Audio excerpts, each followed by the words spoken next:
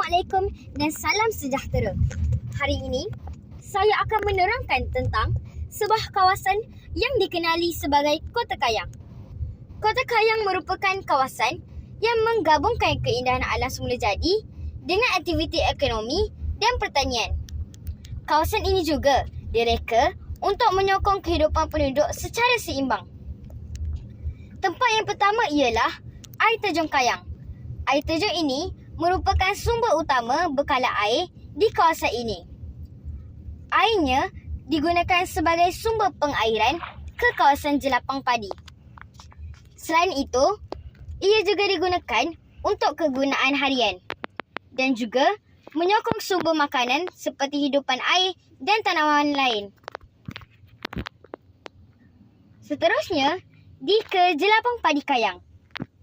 Kawasan ini berfungsi sebagai tempat penanaman padi yang menghasilkan beras untuk negara. Selain itu, ia juga menjadi sumber pendapatan utama bagi penduduk tempatan. Dengan bantuan sistem pengairan dari air terjun, tanaman padi dapat tumbuh dengan subur dan menghasilkan hasil yang berkualiti.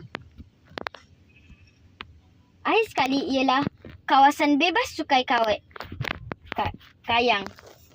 Kawasan ini menawarkan berbagai jenis barangan pada harga bebas cukai. Oleh itu, ia menjadi tarikan utama kepada pelancong dan membantu meningkatkan ekonomi tempatan. Selain itu, Kota Kayang terkenal dengan cuaca yang agak panas. Oleh sebab itu, kawasan ini dikelilingi oleh hutan hijau. Hutan ini membantu menstabilkan suhu, memberikan udara yang lebih segar dan mengekalkan keseimbangan alam sekitar. Kesimpulannya, Kota Kayang merupakan kawasan yang lengkap dengan sumber air, pertanian, ekonomi dan alam semula jadi yang saling berkait antara satu sama lain. Sekian, terima kasih.